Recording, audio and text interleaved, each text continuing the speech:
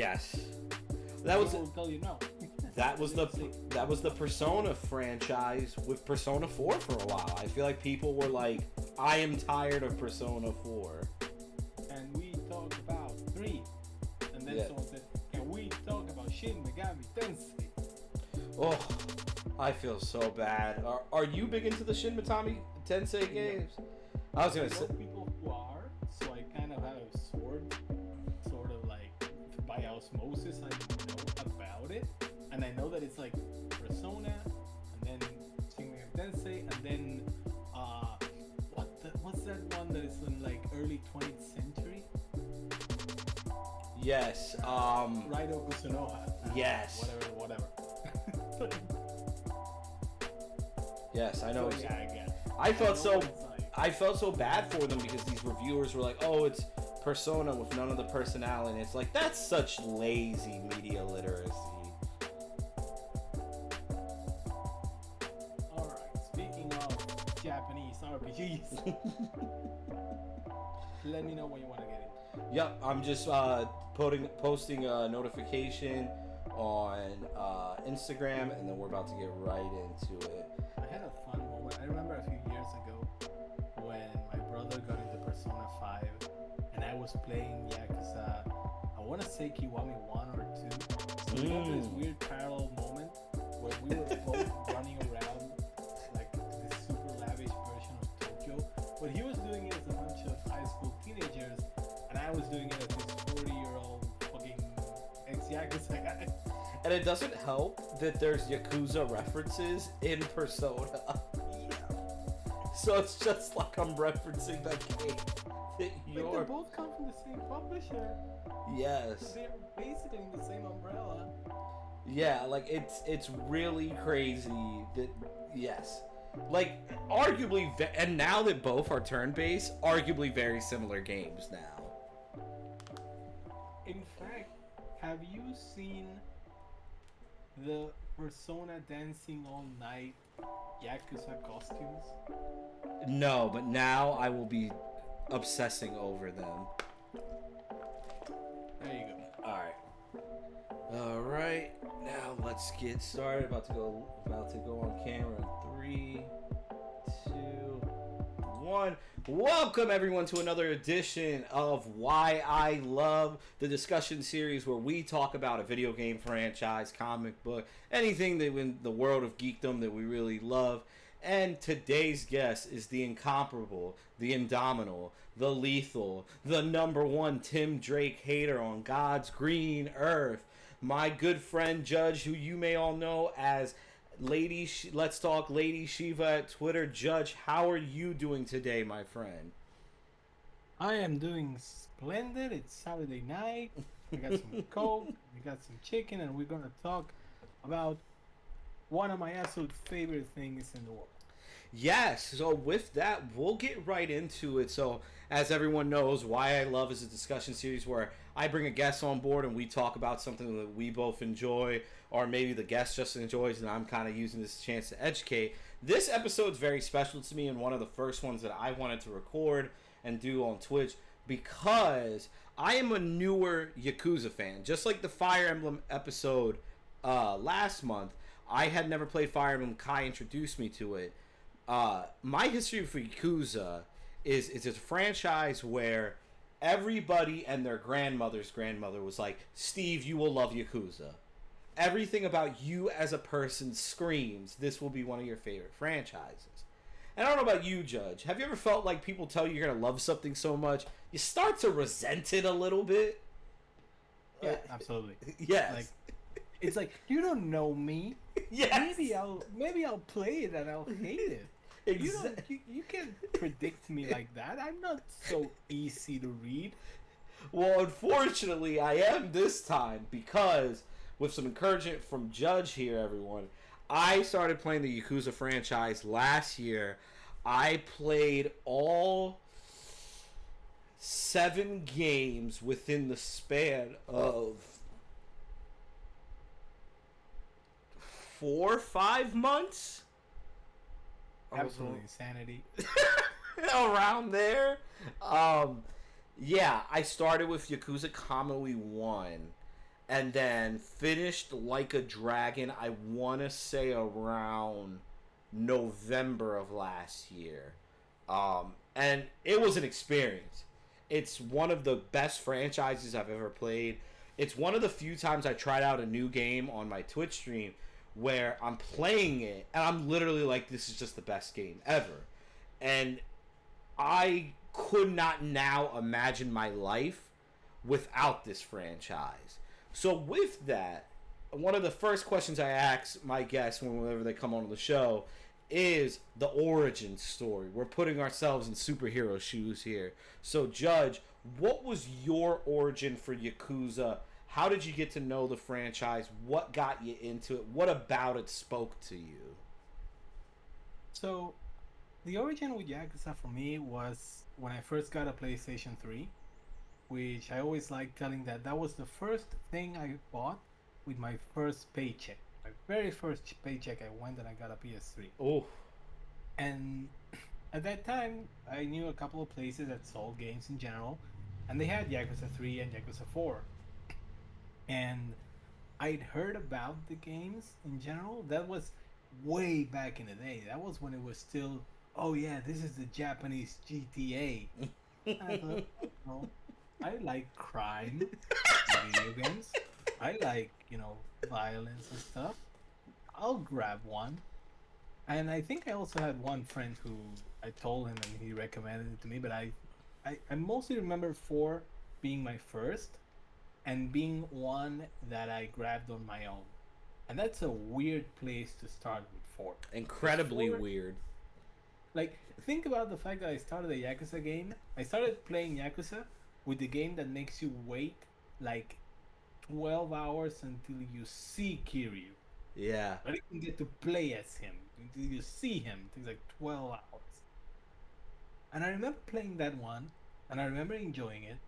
I remember getting super confused by the story, like what is going on, and sort of put it away and kind of like.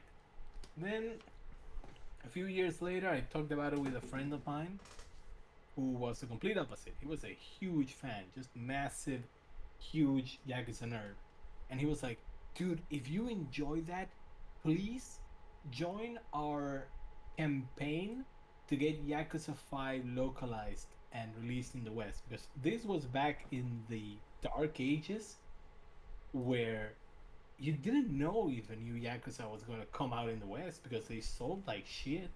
Nobody Yeah. really cared. It was just a weird time, and it was also that weird time where, like early 2010s, where there was this kind of super weird aggressiveness towards Japanese RPGs. Yeah. And for example, I remember going to like a YouTube video for a Yakuza 5 Japanese trailer and leaving a comment that was, please localize and put Yakuza 5 in the States. And they eventually did, but only as a digital download on PS3, and like the least they could do. And I bought that and I played it, and I started getting the hang of it. That's where I started getting sort of like, yeah, okay, I see it. I'm starting to see the appeal. And then Yakuza 0 happened. Mm. And Yakuza 0 to me is like something magical and wonderful, because it's like, how can you get people interested in a series? How can you get people to jump into something that they may have sound kind of obscure or kind of weird? And Yakuza 0 just got it. It understood everything. It was a prequel. It was on a new system, on a new generation, on a bunch of different platforms, not just locked to like PS3. Yeah. And it was good as fuck. It still is one of the best games in the series. And overnight, it went from, we need to beg Sega to localize Yakuza 5. It went from that to, well, maybe not overnight. It took a few years, but now we're in a moment where Yakuza games are coming out same day in Japan and the States with full dubs and all the bells and whistles. It was definitely like a lightning in the bottle moment, because I went back and researched the series, And to me, it seems like Zero is sort of like, and I'm not saying it's as big as this, but similar vein. It's the Final Fantasy VII. It's the Call of Duty Modern Warfare 1 of like the Yakuza series, where it's like it's that game that brought it to that next level, where like it cemented its status to stick around. Like this is the game that's gonna make Yakuza survive forever. And this is a game that it's going to be great for people who already know it, and that it's also going to bring in millions and millions of people into the fold. And it's also just going to have all these cool things that are just immediate hooks. Yep. Like I remember the Alone on a Friday Night. Just think of these Yakuzas, and that account. People joke that you made Yakuza popular. You are the guy that made Yakuza survive in the West, because everyone was sharing that and going, "What the fuck is this game?" And then, well, Zero happened, and once I played Zero, I already had like a pretty good PC, so I went, well, I'm already here, and the remakes are happening. So when Zero, Kiwami, Kiwami 2, then I think I don't remember if I went to 7 from that, or if I played 3 first. I think I played 3 first. Then 7, then jumped back to 6. Then I recently replayed 4. Then the last one I played was Judgment, which is a spin-off.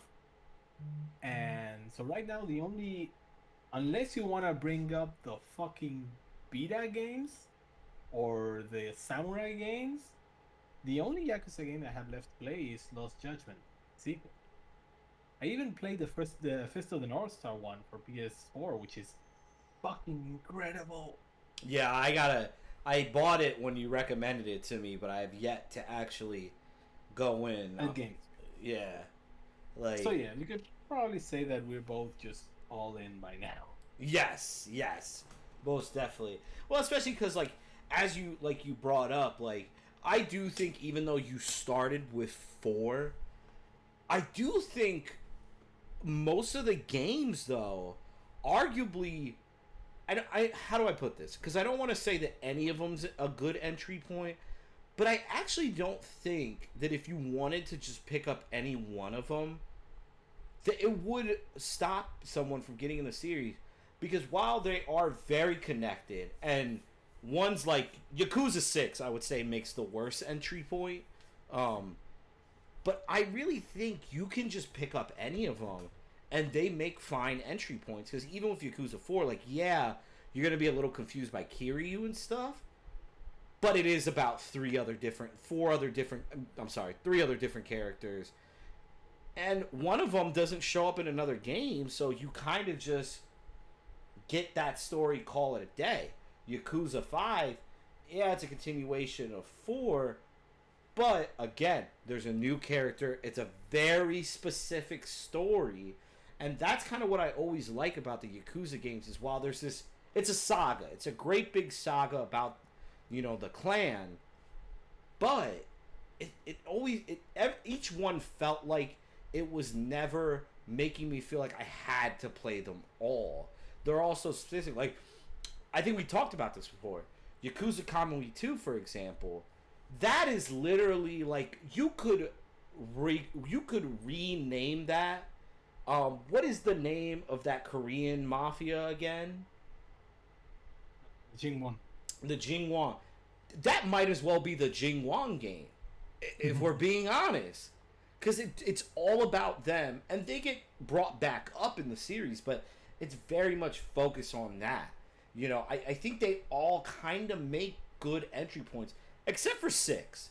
Just because 6 is depending your feelings on it, the conclusion of Kiryu's arc. So that's one's more difficult. But then at 6 out of 7 games, and all of them I would almost say make fine entry points. I think it's a hell of a thing for a series to do. That's really hard to pull off. The only other series I could think that sort of comes close to that is Uncharted, because I make the opinion that you can play any of the Uncharted games without playing the other ones. Yeah, and I think the key element to me is that it has a shared DNA across all the different entries. And if you get into one, if you really get into any Yakuza at all, you're going to leave with a feeling of, I would like to play some more. Yes. I would really like to try some more. And the beauty of that is that then it's pretty obvious where you have to go. Like, even if you start at 6 and someone tells you, well, I really like this game, I would like some more, you tell them, well, go back to 0, go back to Kiwami 1, start from there. Yep. Or if someone plays 7, or if someone plays 4, there's always a very clear path to what you should be playing next. And they all have that same DNA, they all have that same flow, that same energy. So if you like one, you're probably gonna end up loving the rest. Absolutely. Even the spin-offs, even the weird ones. Yeah. And it's just, what I think what really helps it too is, I was going to say this for a later segment of the show, but we're already kind of going to it, is because we'll get to the story stuff and more stuff that we'll break down as the show goes on.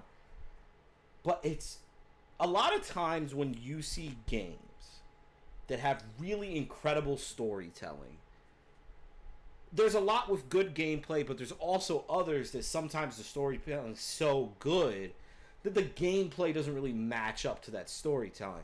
You look at, like, before Platinum Games got involved, the Nier franchise and the Dragon Guard franchise, amazing stories, not so great gameplay. You look at, Silent Hill, another series that people love, people debate about that gameplay. But with Yakuza, I think it's a game that within the first just 15 minutes you get to try out the gameplay. It's some of the most addicting things I've ever played.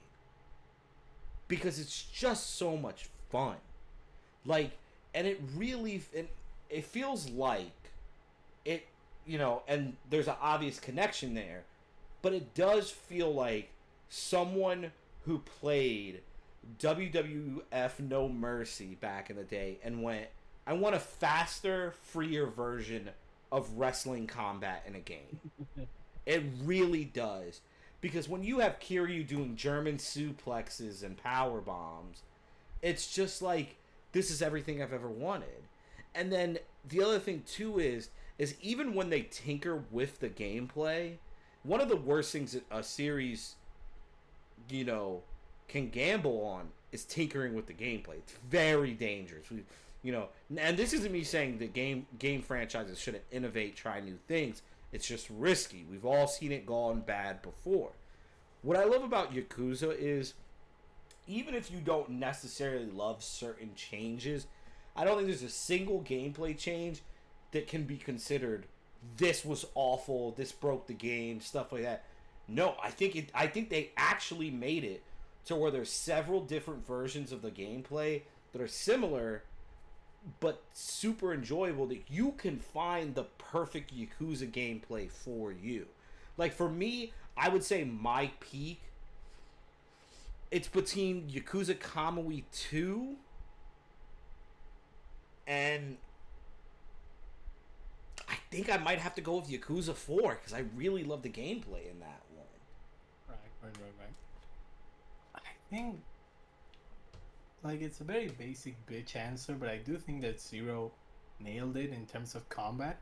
I agree. Because it has all the Yakuza games have a lot of impact to everything that happens. Zero is unique in that it has even more impact because you get all the money just flying out of people with every punch. And that's something that no other game has. But I think that it goes, yeah, Kiwami 2 is great because it has a Dragon engine, but it's a lot more polished than it was in Yakuza 6. So you get all that same cool stuff and the climax heat and all that stuff. But ultimately, I think that what it boils down to, and it's great that you brought up wrestling games for this, is that I think one of the key aspects, one of the coolest things about Yakuza's combat is that once you get into the swing of it, once you understand how it works, once you get some skills, and once you realize that 90% of the people you fight are fucking jobbers. It stops being about winning the fight, and it starts to become this sort of sandbox, make your own fight scene, where you're thinking, well, I don't. It becomes sort of like, I want to see this cool heat move that I haven't seen in a while, or I want to do this cool new technique that I unlocked, or I want to practice my tiger drop. I want to practice some Kamaki stuff. And then it starts going into like setup and like I'm gonna grab you and I'm gonna bring you to this wall and I'm gonna turn around so you're facing the back of the wall and that's going to give me a special heat move that I haven't seen in a while and I think it's really cool. So it turns what would be something tedious and annoying into something pleasurable by giving you the option to just do whatever you want with it. It's less like, oh, I only have these options. No, you have 1,000 million different options of ways to kill a guy. Well, not kill, beat him up. And so you start playing with those ways. You start saying, I haven't seen what happens when you try to attack a guy with a pair of pliers. I haven't seen what happens when you try to hit a guy with a stove and stuff like that. And every new game adds to that by saying, oh, what's the new stuff? What's the cool new thing that I haven't tried? And because the game never pushes you towards it, it never says like, oh, you need to do this amount and this thing and do this. It just keeps going keeps that energy of, I just want to do a cool fight scene going. And that, I think that's part one. That's one of the two halves of what I would call phase one of getting into Yakuza.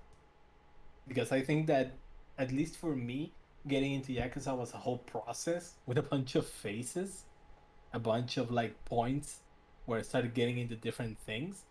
And the combat was obviously the first one because, hey, most Yakuza games, that's literally the first thing you do. It's like the first tutorial is always press square to punch. Yeah. And it just goes on from there. And it's like you said, it's just such a dynamic way of what more can I do, even when you throw in the environments. Because I remember I probably played, it wasn't until I got to 3 where I finally fought somebody in the going into a convenience store, and like when he went through the window, I'm like, holy crap, I didn't even know this was a thing you could do. And that like stuck with me for so long. And then like 2, I actually really like your answer of Yakuza 0. And while it may be one a lot of people say, I think one thing that really points to you being very correct in that, though, is I think that they created something really special with the combat of Goro Mijima in that game. Like, I love Kiryu, and I love playing as Kiryu, and I love playing him in Yakuza 0.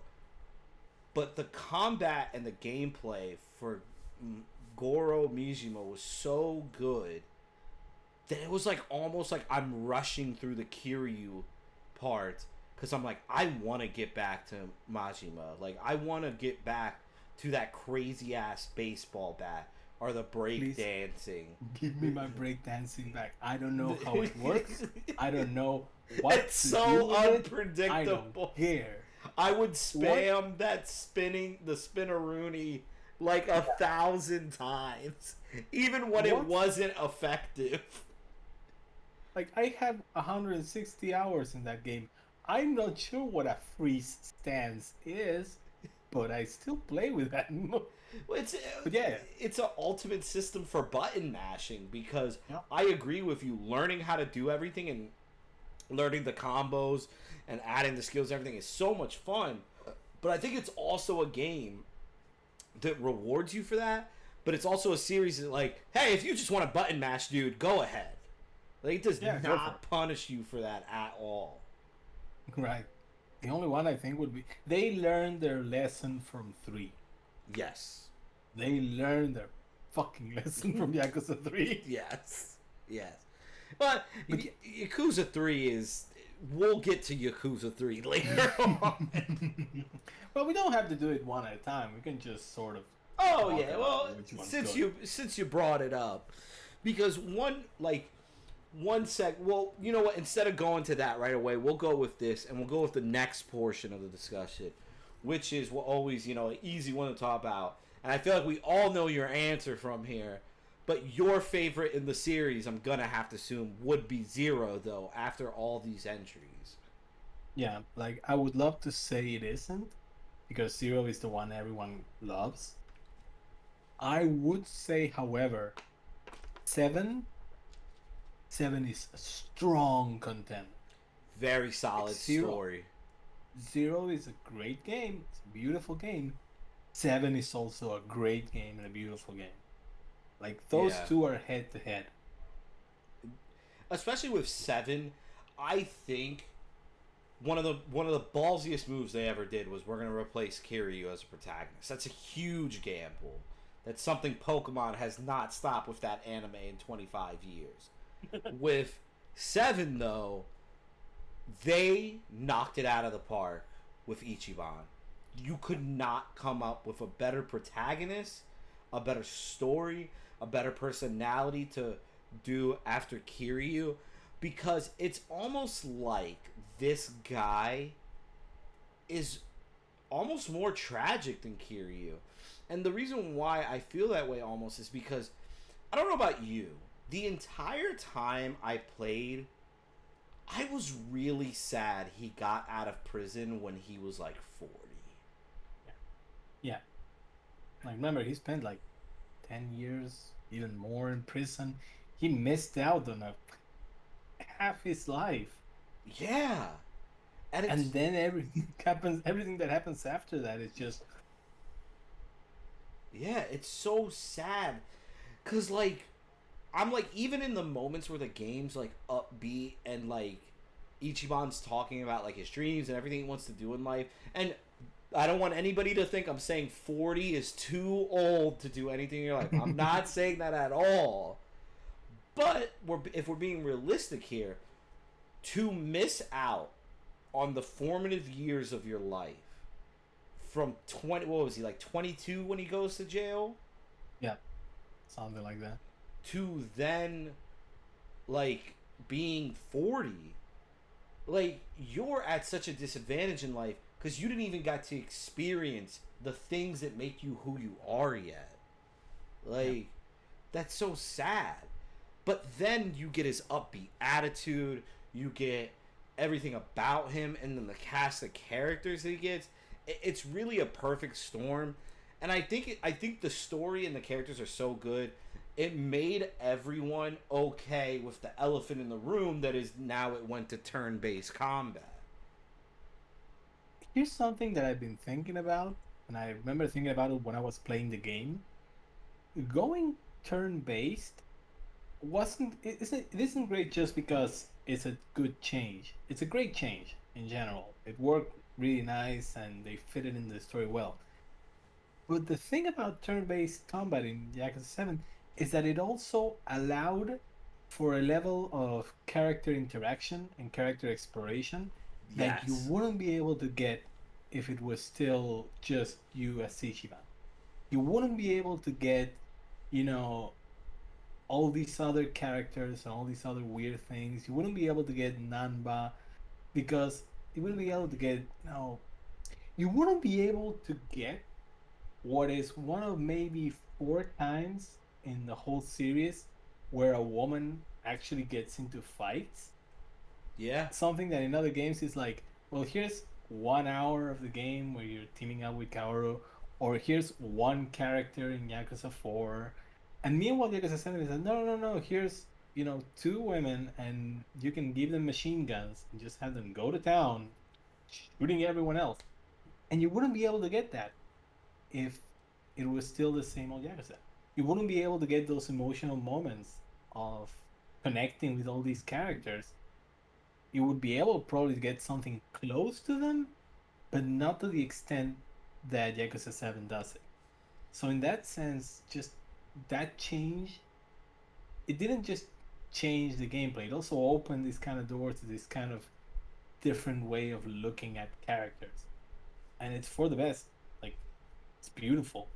And it really endears you to the characters too, because it's something that I've always said, not just for Yakuza but for any turn-based game.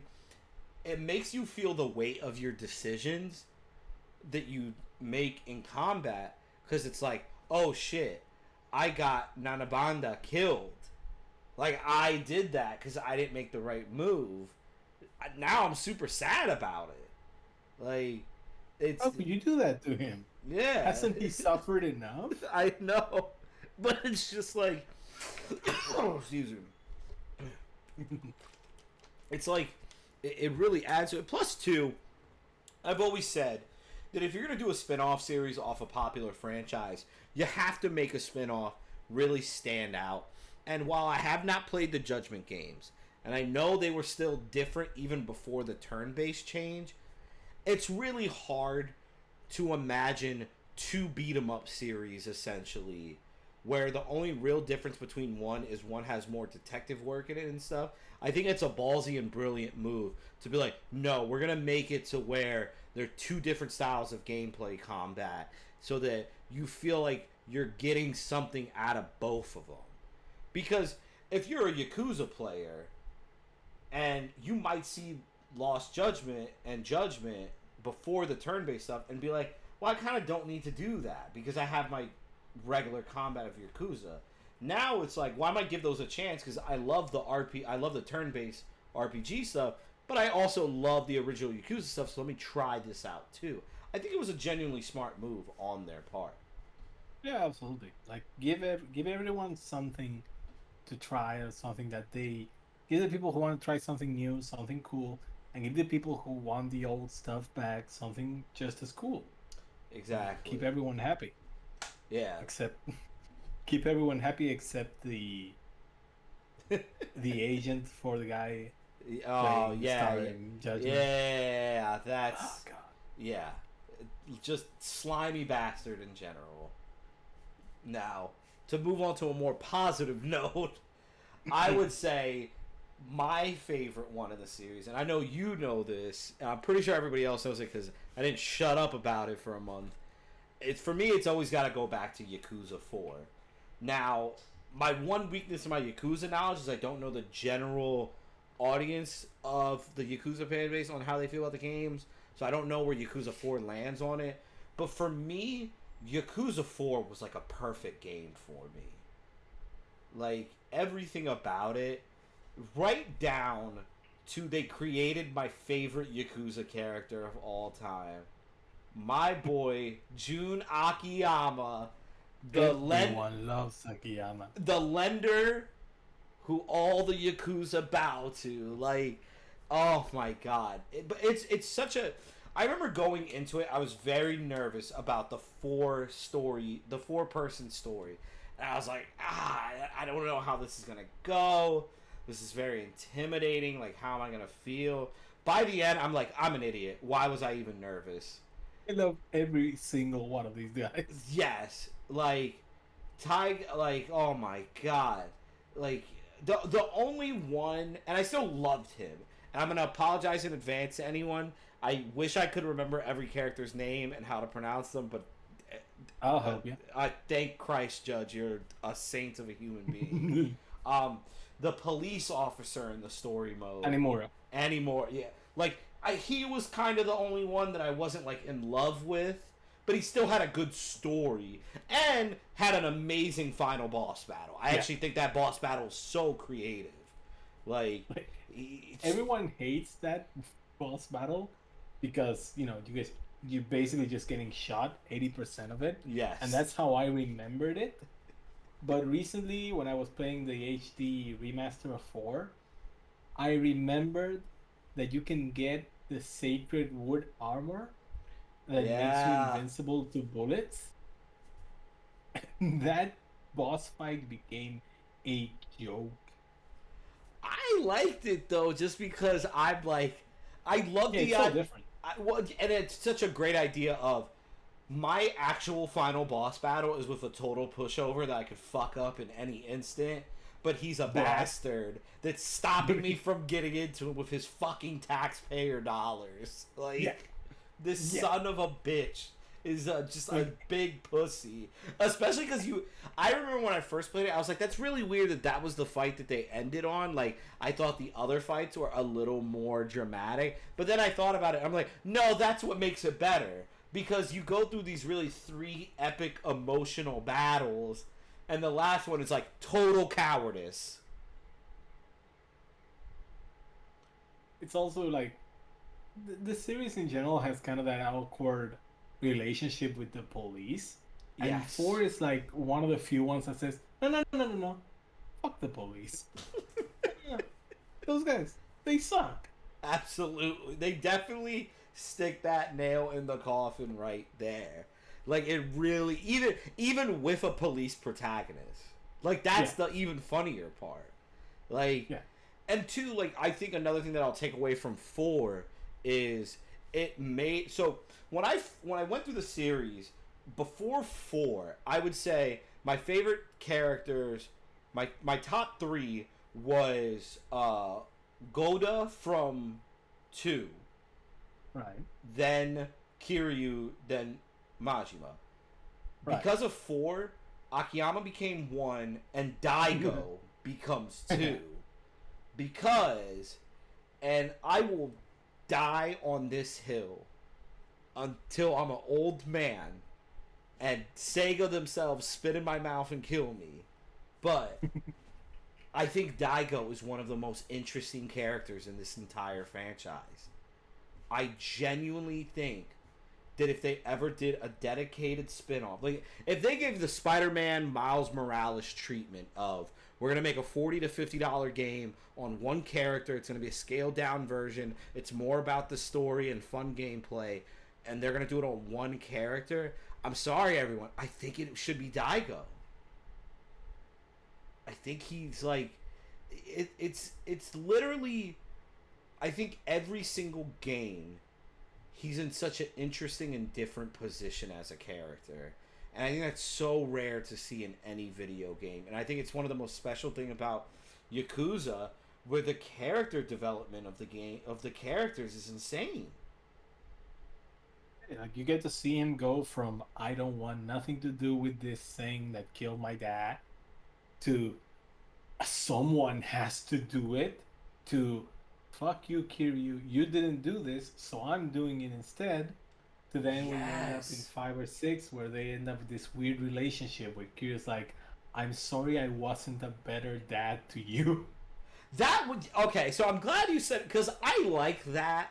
And again, I don't know people's general feelings on it, but it's and I guess this is a good segue into 6 because 6 is a really weird game, and that is in no Yeah. means me saying it's bad, but it is a really strange entry into the series. Do you think that had any bit of the reason to do with the sort of reboot in the series with 7? The thing about 6 is that you gotta put it kind of in the context. 6 was the first game where they debuted the Dragon engine. Mm-hmm. 6 was the first game that they had that shiny new, all cool, this is what we're going to use forever now engine.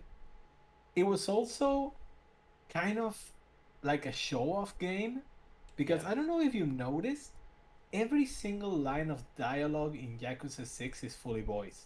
Yes.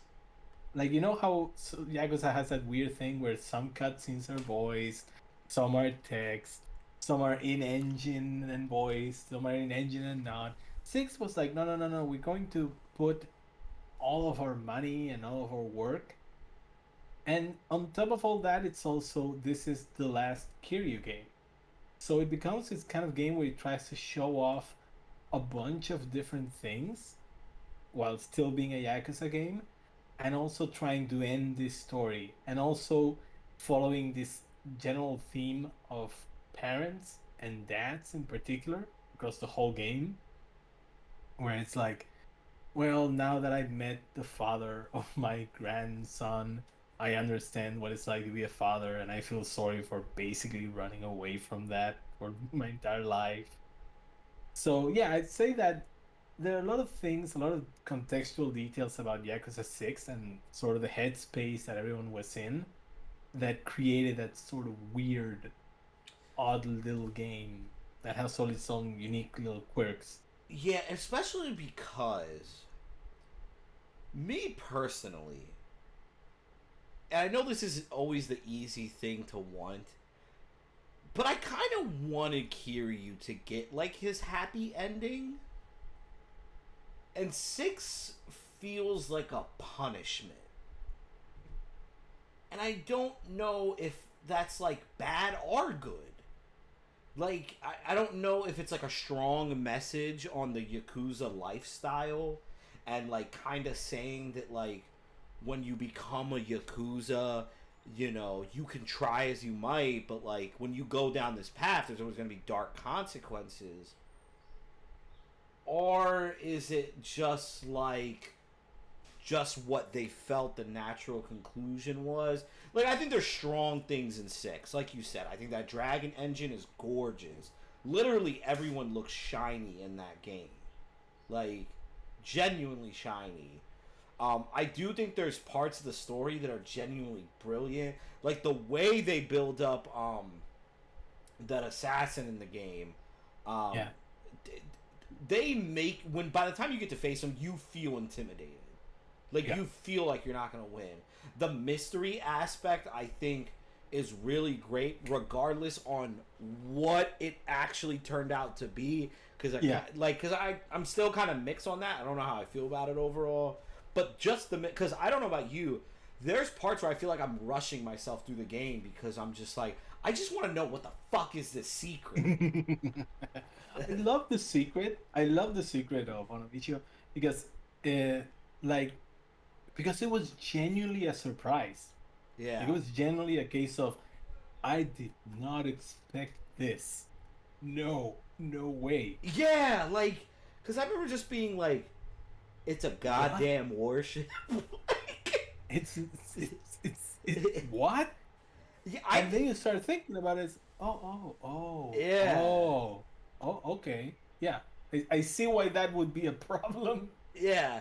Like, I like the warship and everything. I just wonder if it was like my brain was formulated. I thought it was going to be like evidence of like a really, really, and I mean it still is a really horrible crime, essentially, basically a fucking war crime. But like, I thought it was gonna be something like disgustingly heinous. Like, not that this, I don't want to undersell the terrible thing that happened, but I thought it was gonna be something a little more personal, sorta. Like, like something that they did to somebody who really didn't deserve it, and it's like such a messed up secret it would ruin the reputation of, you know, everyone. Entire town. Yes. Because that's kind of what you expect with these kind of stories. You take something heinous and terrible and gritty and grimy, something, because everyone talks about it in these hushed tones when they talk about how dangerous it is, and you kind of expect something like that. You kind of expect like, well, it's going to be something horrible, and then it happens and it's just, what? Yeah, you have to genuinely process it. You have to take a moment to remember, oh yeah, this is a big deal for the country. It's also a big deal for the city itself. Mm-hmm. And the game has been kind of foreshadowing it as well. You see all the people talking about, well, you know, we take pride in working as a dockyard town.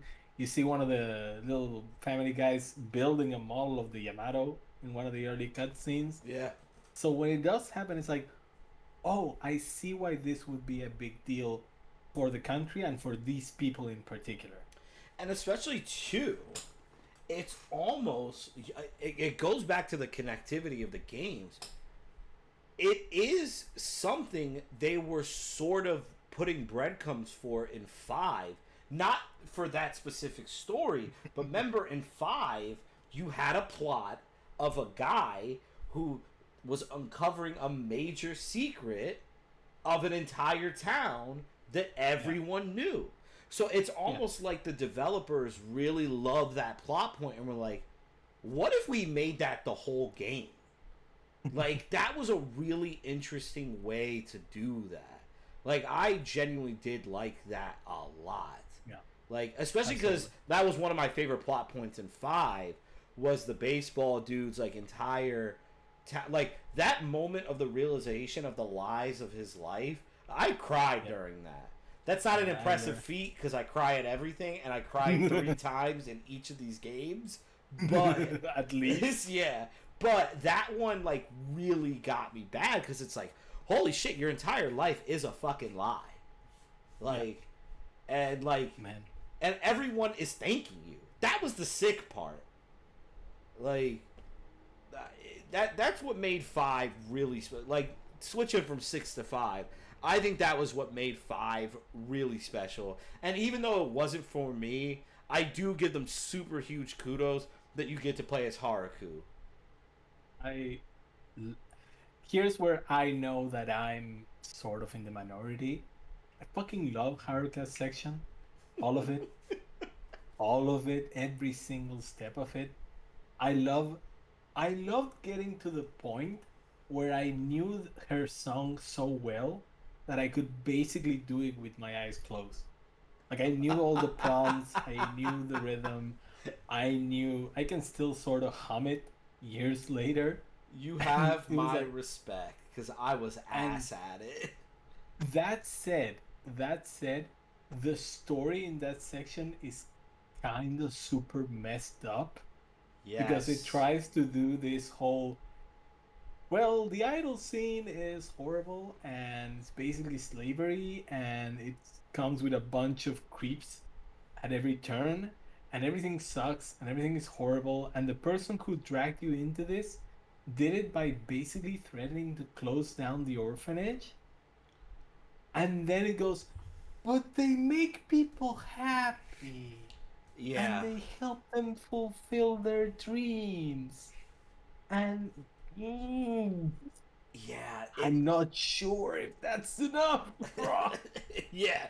It was definitely like It was a weird twist to be like, this person is basically blackmailing Haruku to distance herself from the person who loves her most in this world. But then it's like, but I really care about my idols, though.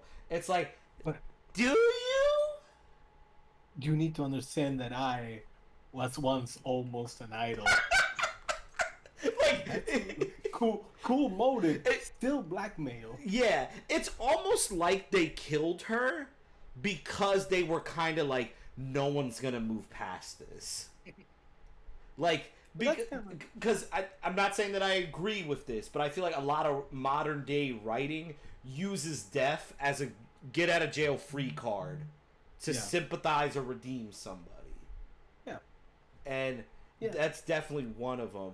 But you know what? And look, I know I told you in the past that I wasn't the biggest fan of the Haruku stuff, but I agree with you. I think the story's good, and also it has the most underrated part of the game, whereas the fucking duo of Haruku and Jun Akiyama together is so good. And it was really good to see because I love Haruku and I think she's an extremely integral and important character in the Yakuza franchise that I know some people may not want her to come back because they kind of just want that happy ending for her, but I think should come back for various reasons. But it was nice because at that point in 5, after 1, she really doesn't foster a relationship with anyone. Yeah, she's basically just in the orphanage and sometimes with Kiryu, and that's Yeah. kind of it. Well, like even the orphanage, they kind of make a clear picture that Haruku is not one of the kids. She is like she's not an adult, but you almost get the sense of like even the kids don't see her as a kid. So it Yeah, was she's kind of running the place. yes, She it was doesn't really have a life outside of the orphanage. no, it's very sad. Like it was kind of really awesome to see her to get to team up with June, and especially because June like kind of just talks to her, like not as a kid, not as adult, not as a he just talks to her like a person. Yeah, you know why? Because she's a veteran. It, She's been in 4 games by now. Shun has been in 1. Akiyama, you're the rookie here. yeah, actually, Akiyama's actually breaks the fourth wall. He understands he's in a game, and he just walks up her and be like, "So this is only my second appearance. You're at 4. You're gonna get me good screen time. I got you. We're right here." So I think that tag team is really good, especially because like we say, her only other relationships before 6, and then Kiryu is the orphanage. And I'm gonna be honest, I love the concept of the orphanage. I think Yakuza 3 just made me hate it though. You spend too much time with these kids. It's my go-to example for, and before anybody shoots me, just hear me out. I think there's such of a thing of too much character development. And I think Yakuza 3 is my example of that. Because I think all of the orphanage is trying to develop Kiryu's character as a caretaker. But then the game has an awesome opening of his fucking former mentor coming back to life. And then the CIA shows up. And then there's international terrorists. But then you're like, I gotta teach these kids about cooking for 4 hours. And it's like, I'm sorry, I don't give a shit about these kids right now. I am trying to stop an international weapon smuggling cartel. God is. And it's like, I remembered you messaged me about it before, and I agree with you. I think Yakuza 3 has one of the best stories in the game. Before anybody thinks that I'm just shitting on Yakuza 3, I'm not. I actually think there's genuinely great parts of the game.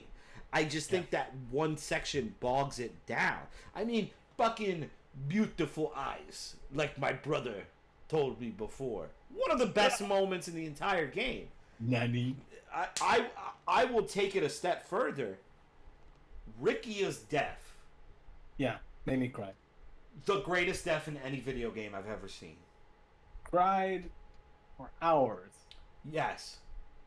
I'm a masochist. I like to rewatch sad stuff on YouTube from stuff I like. And every time I rewatch Rikia's death, I cry heavily.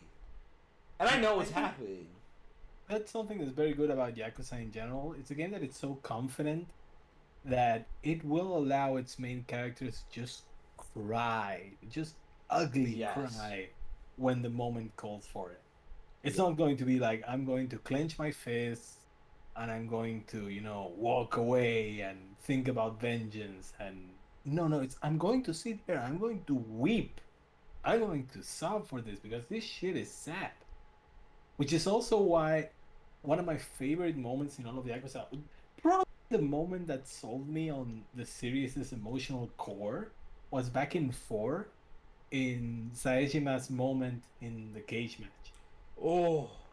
That moment, like earlier this year, I went back through 4 for the first time in like 8 years, and I was thinking, oh man, I remember that moment hitting me pretty hard. I wonder if it still hits hard, and it's like a truck. It's so sad.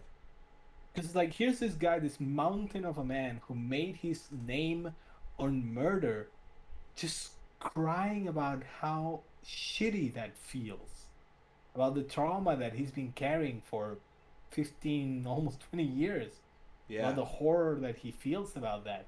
And in a genre, in a medium really, where death and killing is so commonplace, that's like the moment where it says, no, actually this is a bad thing. It's not a cool thing to be carrying around. Yeah, it really is. It's like, it almost, I never thought he was badass because he killed all these people. That's not why I like them. But I could imagine that if you were, and I'm not criticizing anybody who was like, dude, he killed all these people, badass. Like, I'm not criticizing. That scene was badass. Yeah. The moment was awesome. But it's almost like the creator of the games were like, we don't want someone coming away admiring this character for that trait. Which is a strong part of Yakuza's DNA. People forget. Technically, you never play a Yakuza member in any of these games. Yep. The closest you could say is Yakuza Kamui 2.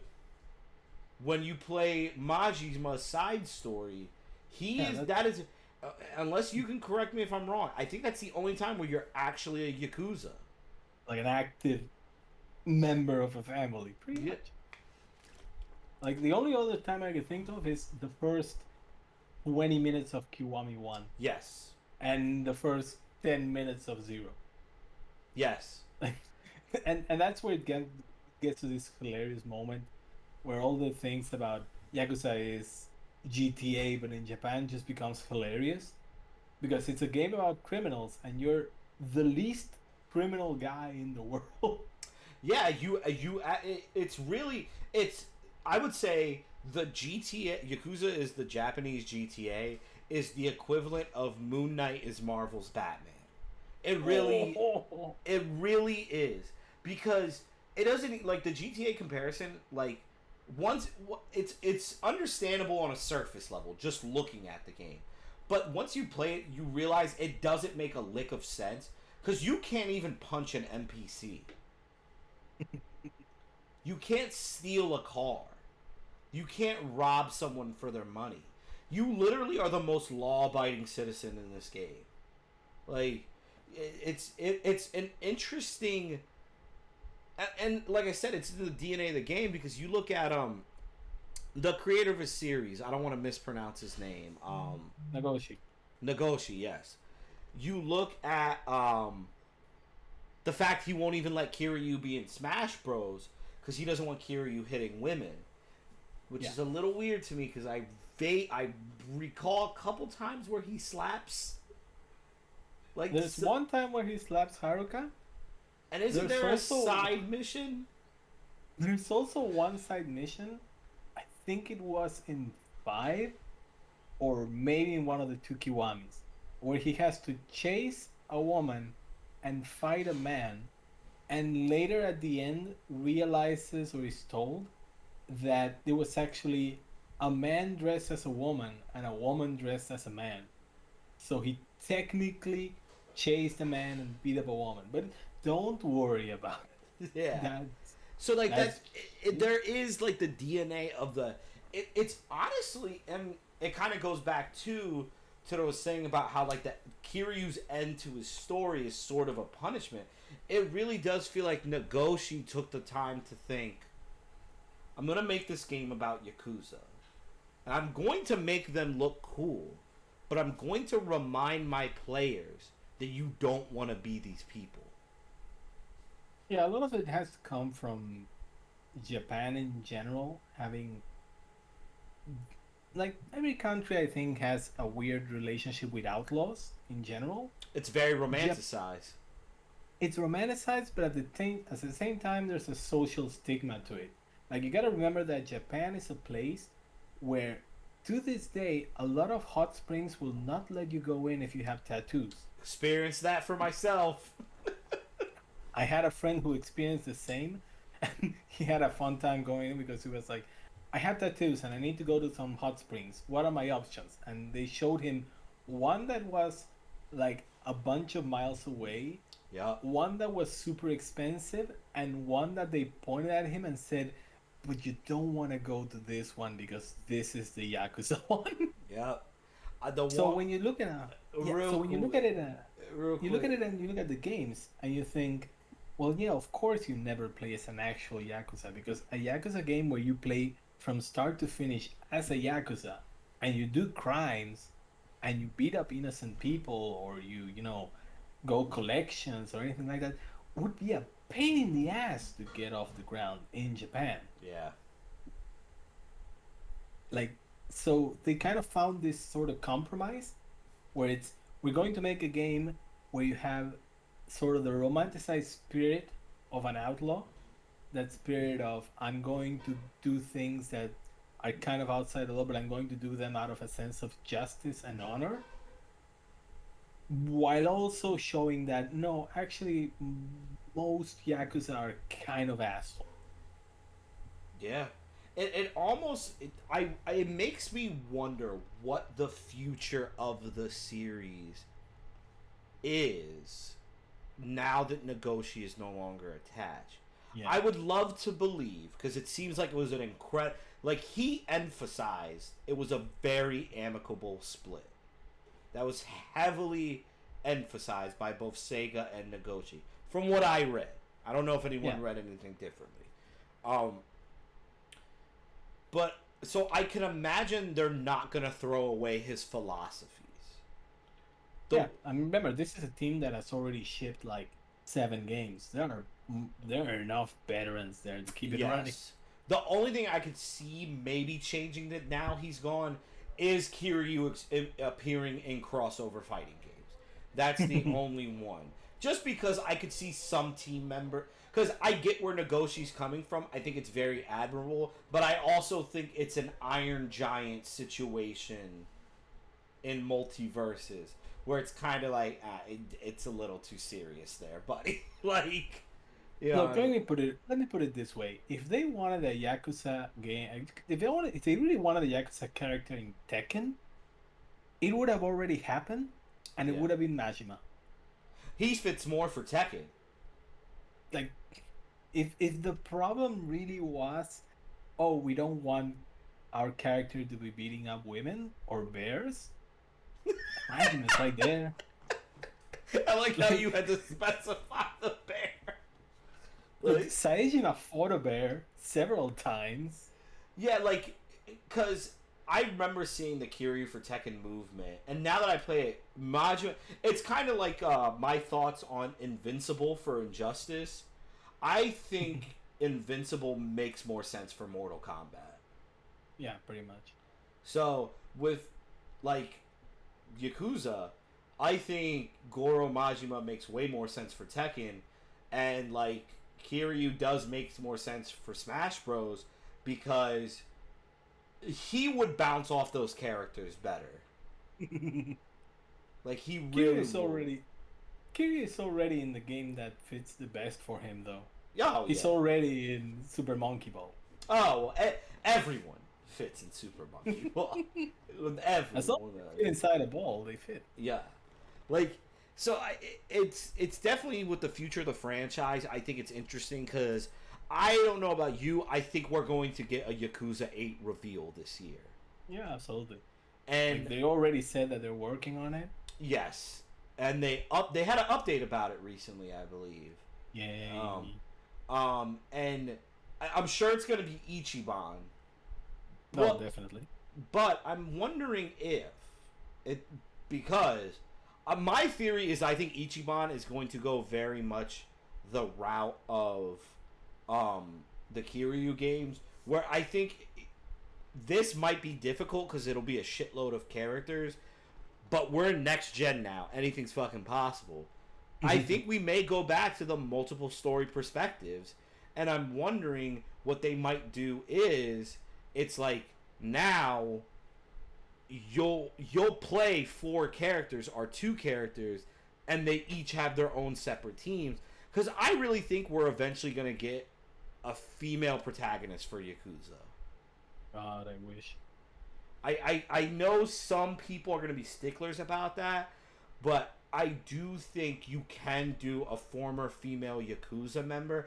I mean, in the first couple games, Mrs. Dojima was in charge. Yeah. Like, she's right there. Yeah. Like, Always right there. honestly, you could do another Dragon of Dojima and say that's his long-lost daughter. For example. Like, I don't know, maybe... Or you could just... Yeah, like, dude, maybe it was just in a bunch of whore... He was not a great guy, okay? I don't think any... They literally talk about how he cheated on his wife, okay? Like, Yeah. you know, I think they could make it work.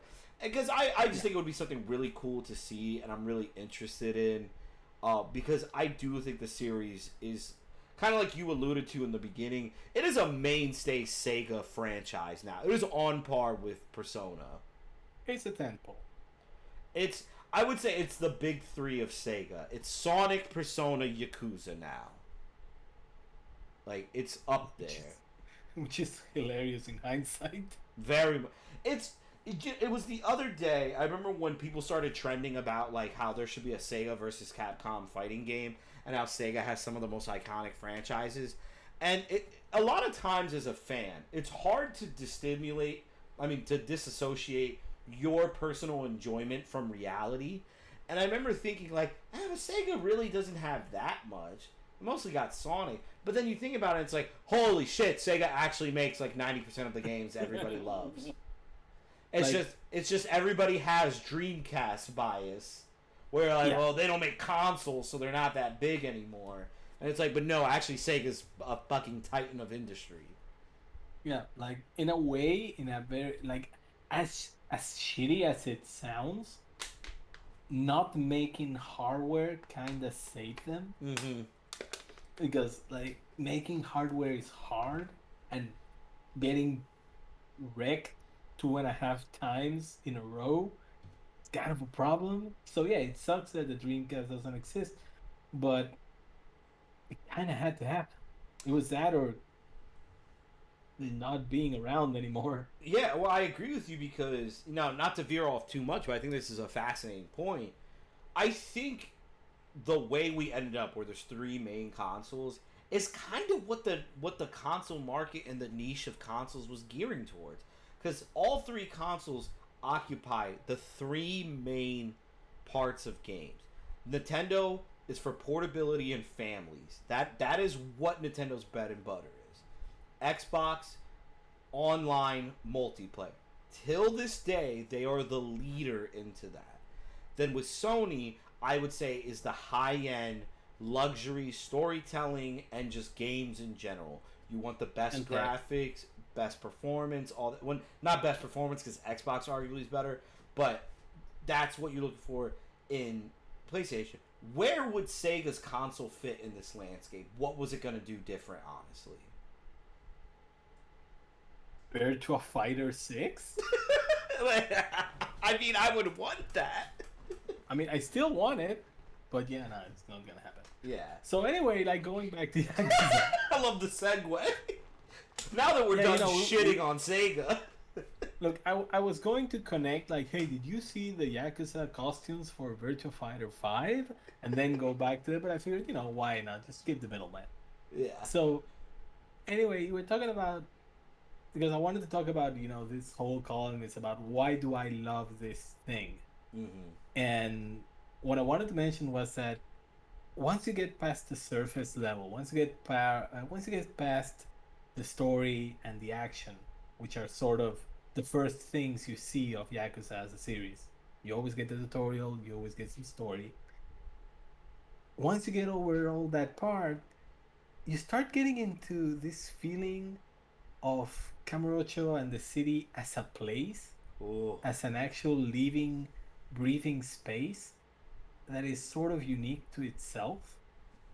And it comes from a bunch of different places. First, I think it comes from the stories in general that you find, like sort of the side quests and the side stories and all that, which a lot of people say that the Yakuza is one of the best parts of the series. Like everyone has a favorite side story of each game. So, and I think part of the reason why, and I've been thinking about this a lot recently, is because once you strip down everything from those quests, they're actually not that complicated. Usually they're just, well, you go here, then you go there, then you go there, and then you fight like 4 guys in a room, and the story ends. And you get some XP and maybe an item that you're not going to use. So when you boil it down like that, it sounds super stupid and super simple. But I think what makes Yakuza stand out is that there's so much story behind each and every single one of those. There's so much character and so much charm and so much thing that you get to a point where you're no longer doing side quests because you want the XP or because you want an item. You're doing them because you want to know what the fuck happens next.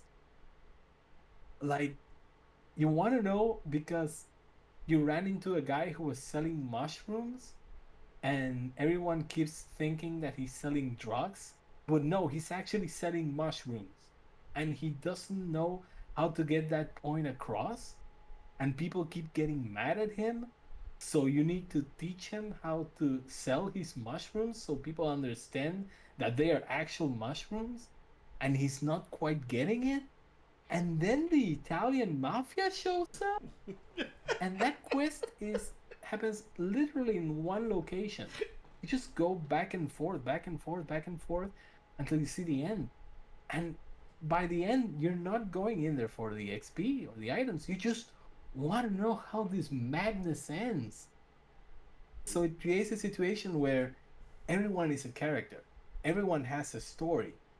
Like, I think there's a very good reason why they are called side stories or sub stories and not quests, because you're not really the important part of that. The important part is just these little stories that happen everywhere, and they're everywhere in every part of the map. It's almost the only time in the game where Kiryu and Ichiban and all the other protagonists get to be self-insert characters, because like you said, they're not the star of these side stories, and everything they're doing is reactionary. It's almost you being put in these side stories. To further your point, probably the most famous side story, confronting Mrs. Dojima, like, and doing that. It's like, I remember going through that, and it didn't feel like it was Kiryu dealing with this. It almost felt like she's talking to the player. Yeah, kind of like that. Like, It's also one of the only ones that feels like a part of the story itself. yeah. But it adds to your point of why these side stories are so great, because you can totally miss it. Like, or like when you do Yakuza 5 and you do the side story about the, getting the, or no, it was Yakuza 6 where you get the little girl Haruku's idol merchandise that's hard to get. Yeah. And it's like, I don't know why, cuz I'm gonna admit, this is my confession, Yakuza fans. I Judge. was trying to dodge this. I didn't want to bring it up. I'm happy that you're doing it anyway. Confess away. Judge will be my preacher. I didn't do a lot of side quests. I did very few because I was so addicted to the stories that I was like, I am just too invested. Especially in Yakuza 3, where I'm like, I don't want to see a fucking child again this entire game. But like, I did that side story in Yakuza 6 with that. That deeply affected me on a level that I did not expect. Cause it was almost like you're playing this thing, like Yakuza 6 is you know what? I'll fully confidently say this. I think Yakuza 6 is arguably the darkest game of the series. Because It's it's that's straight a up good point. it straight up doesn't have like a real happy ending. I would not call Yakuza 6 a happy ending. It is a happy ending for certain characters, but it's a very dark game the entire way through. With that side story was like light in the darkness that you never really get through the story. And it gave me like motivation to finish it. Cause it's like, yeah, we're doing this for my fucking daughter. That's why we're doing all of this. Like, it was just something so special about that I thought that was really, really impressive. And I think that's also, you mentioned how some side stories sort of feel like self-insert. I would actually disagree. I Okay. think I think the reason why those stories are so cool, one of the other reasons, is because Kiryu, Majima, all the characters react to those stories the same ways they react to the main story. Kiryu sees That is a good something, point. he sees something absolutely ridiculous, but once he's in, he is in, and he's going to see it through to the end, no matter how bizarre, how wacky, how stupid the situation is. And once he's over, he's going to say something cool and insightful and try to make the best of the situation, because that's the kind of guy he is. And that same happens with everything. And the thing about that is that it allows you to see those characters in a context that the main story doesn't give you. Because the main story is always going to give you very particular context. But then the side stories are going to let you see those characters in other kinds of situations, and you're going to get to know them more and going to get to understand them more and going to be more endeared to them because you've seen I have seen this same guy who 5 minutes ago was punching 40 guys in the face. Now I'm seeing him play Outrun, or I'm seeing him talk to a hostess about how she has to stay true to herself. I get to see that, and I never feel like any of that is out of character because he's doing everything with the same intensity and the same passion as he does everything. Same kind of calm, cool, collected, but still very fiery passion that he has. And that goes for all the characters. And you wouldn't get that if the side quests were just fetch quests or if they didn't have any real story to them.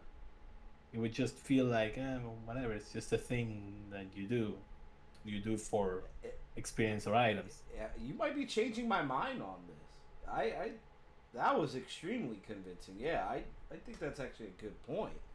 And since you brought up side stories and kind of non-main story stuff, I'm going to bring up something that I'm surprised it took us over an hour to talk about, which is one of the greatest gameplay features in Yakuza, which is getting to fight New Japan Pro Wrestling legends in Satoshi Kojima, Tenzan, Toru Yano, Ricky Chosen. And they all have a story. And they all have a story by themselves, and they all have these weird, super elaborate moments where you're like, wait, are you the wrestler? Or are you just a character in this universe who has the same name and the same look as the wrestler? In Yakuza 6, it literally feels like Nagoshi was like, I am making the faction in New Japan that would never happen that I want to see. I want to see Tanahashi, Okada, Toriano, and Naito all together in a faction. Is New Japan gonna give me that? No, I'll just do it in this game. Like, that blew my mind. And it's honestly the only thing that made me a little sad in Yakuza 7, where I was like, oh, I was kind of hoping they were. Like, I know it must be difficult, and maybe it's going to be tough, because I don't know if that relationship was fostered because of Nagoshi. But I would love for it just to be a traditional thing in Yakuza games. Every Yakuza game should have one wrestler, at least. And especially because we joked about this in DMs last year. But, like, I genuinely think, because I think one of the best things about Yakuza 3 is, pardon my French, everybody, you get a white devil protagonist. Let's just call a spade, right? Like, motherfucker's just the devil ruining Japan. Like, he just is. I think that would be kind of interesting to go back to that well where you do another, foreigner villain for the games. Just say you want Kenny Omega in Yakuza. I wouldn't want him to be a villain. I love him too much. I would just want him to be a guy Kiryu works out with. Or Ichiban, I'm sorry. Like, just let him do that. I would be way too sad to fight him. No, you know who I think would be the perfect one? Jay White. I think, dude, Jay White. He's Jay White. Like, there is another perfect person, but I know that there's a lot of debate around this person because controversy. I was gonna say Osprey because I think but it's like it's too uncomfortable now. That's not me condemning anyone who still enjoys his matches, stuff like that. I mean, I would be a liar to say if that I haven't ordered a New Japan show he's wrestling and I'm not like, holy shit, still a great wrestler. But I don't think it works anymore because of what happened.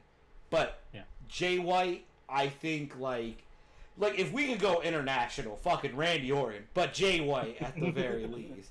God, I wish I knew how to clip right now. This sums you up so well. I appreciate that, Logan. Thank you. Thank you for coming through, by the way. Honestly, if I had to, it's actually funny because if I had to make a bet, I think the way Yakuza 7 ended, Yakuza 8 is probably going to go back to the evil foreigner villains. Mm. I think it might go that way. Like it's going to be oh well, now there's a power vacuum now that the Yakuza are so weak. So here come some gang from the United States. Yeah. We're going to get another we're Well, going to get it's another delicious moment of like one English VA in the entire game. just let it be Jay White, the most New Zealand man of all time. And just to be ultimate dickheads, put Tomohiro Ishii in the game, and like your intro to the game is Jay White beating him up. Like it just fits so well. Like I agree with you for Yakuza. It's tough to say where Yakuza's gonna go. I do think 8 is going to be a bigger shakeup than 7 was, because a lot of people forgot that 7 pretty much destroys the concept of Yakuza in Japan. Yeah. Like I never see any. When I went through my Yakuza catch up, and I went through YouTube after I finished the series to see what everybody thinks is going to be about 6. I've seen almost nobody really discuss that part for 8. I don't want to say people ignore it, but it's almost like no one's. It's almost like people kind of forgot that part. Yeah, it's like this is a big deal. It was a big deal in the game, and it's a big deal for the universe in general. Yeah, like, are we gonna? Is the security company gonna be like the main thing now? Like, I'm very confused on that. Like, because my thing is this. I think it works for the story of 7 and everything. I think you need Yakuza thriving in Japan again for the future of the series. Yeah. I think it's too much to try to explain that, you know, like, oh, there's no Yakuza really anymore, but it's still a story about Yakuza. To me, it's kind of like complicating your own plot too much. Which to me is why I think that bringing in foreigners would help. Because Yes. part of the whole appeal of the Yakuza is this idea of them as sort of gentlemanly outlaws and almost folk heroes. Of course, it's super romanticized, and the real Yakuza are a bunch of assholes. But there's this creation of like, these are the people who help when nobody else can or will. These are people with a strong sense of community and with a strong sense of loyalty to their countrymen in general. So if you bring in like an American syndicate or whatever, then you have all this bunch of ex-Yakuza who are like, listen, we don't want to do crimes and we don't want to get involved into wars, but these fucking foreigners are ruining our country. Yeah, And I think that's just like, you could literally make Yakuza 8 that it's Ichiban building up the Yakuza, and then he never technically joins, and at the end he's like, I'm not. Like, you could make a new Daigo. Like, yeah, you can make an idea of like, listen, we're sort of putting the band back together, but only to deal with this situation. Yeah. We're only doing it because we need to protect the integrity of Japan against these goddamn foreigners with their goddamn weird languages. This Wouldn't be the first time. This New Zealand guy keeps messing with a switchblade, and he keeps stroking his beard, and he's yelling. Where even is New Zealand? Where even is New Zealand? Is that a state? This goddamn knife pervert won't shut up and about the Bullet Club. I don't know what he's doing. Like, yeah, like I think that's where they could go if they wanted. Yeah. I think that makes more sense than just trying to pretend that the Yakuza are still going strong like it was 1984. Yeah, I mean, because the biggest factor too is gonna be is like how long after 7 does 8 take place? Like, if it was up to you, would you time jump? No, I would continue doing what they've been doing so far, which is, what year does the game take place? The year it came out. I think it's that simple. It's just what? How long was it? 2-3 years. Yeah, I could say. Yeah, I think that works too. Because Especially, I think it also helps to the sense of place of the games itself. It's like you go back to playing Yakuza Kiwami 1, and it's not just here's Tokyo. It's here's Tokyo in 2010, or I think 2004 in Yakuza 1 happens. you are so right. Because I'll say this: one of the reasons why 7 is my second favorite game in the series is I spent a lot of time in Yokohama. Um, a lot of time in Yokohama, almost too much time. But and I lived in Japan relatively close to the time that Yakuza 7 takes place. I felt such a personal connection to that because as I'm walking through the game, I'm like, I've been down this street before. Like, I know what this is like. It's like anytime I play a fucking game with the Shibuya crossing in it, and I'm like, oh yeah, I was there. Some lady knocked me on my ass there. Like, Right. It's very special. And like you said, to see how the world has changed in it is part of the intrigue. Because, like, holy shit, could you just imagine? Like, I wouldn't want them to, like, heavily reference the pandemic in Yakuza because, like, I don't think anybody wants the pandemic reference in any of their media because it's just like too rough. But it's gonna happen. At least one side story is gonna talk about. But and what I was gonna say was I think it could lead to an entertaining thing of like Ichiban fighting a guy because he wouldn't put his mask on. Yeah, even though it's Japan, and Japan they pretty much do it since a long time. I know it technically doesn't make sense, but fuck it. But it's going to happen. It's going to happen. Make it a meta joke. Make it a meta joke about everybody else. And and just to further put on the theme of the game, it's going to be a foreigner.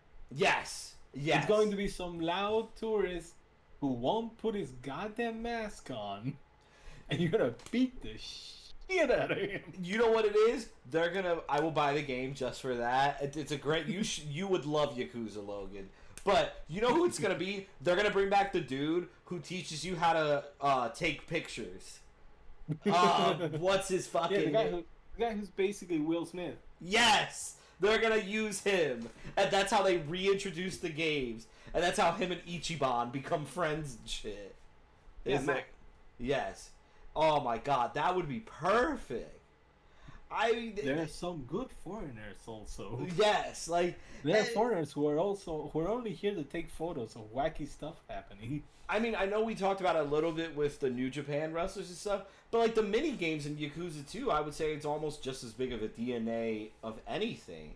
Yeah, absolutely. Yeah, like I remember when I said I was going to start playing it on Twitter, not just from you, but I had so many people being like, "What songs did you play in karaoke? How much karaoke have you done? Did you unlock? Did you get the highest score in karaoke? Did you do this secret song that you can unlock in karaoke?" It was like people didn't even give a shit if I actually beat the game. They were just like, "How much karaoke did you do?" Don't you want to ask me about the boss fights? No, fuck that. Did you get all the hostesses to sing with you? Yes, like it was just like.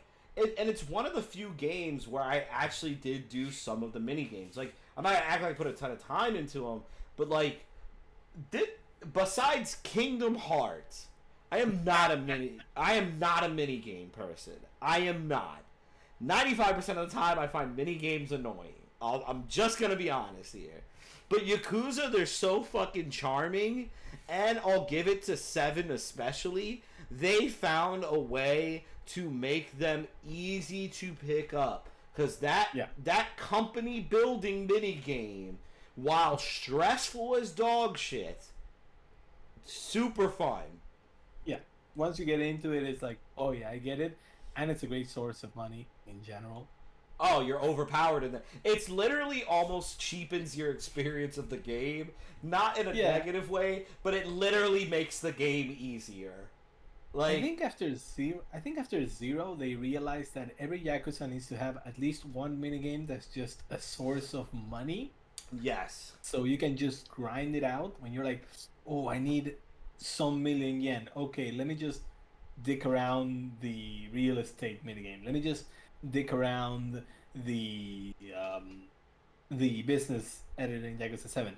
Let me just dig around with VR in Judgment. There's always one that says, I need money and I need it relatively fast. Especially because in the older games, it's kind of a pain in the ass to accumulate money. I Yeah. remember really, like, even if you do a lot of the side quests, because I did look up a guide for like 3 to see if I did a bunch of the side quests, would I have a lot more money? And the results did not seem that promising. Like, Mm-mm. it's very difficult. And especially for a game like Yakuza, where unlike it, unless it's someone like you, Judge, who's like really good at understanding the gameplay mechanics and stuff like that, if you play like me where you're just a button mashing bitch, like, you need a shitload of healing items to get through this game. I Like, always appreciate that those healing items are relatively cheap. Like, they yes. look expensive at first, and then after a while, you're just like, oh, there's a fight coming on. Let me just buy 30 staminans. Yeah, And the only ones that seem to be expensive are only once it's healing plus your heat meter.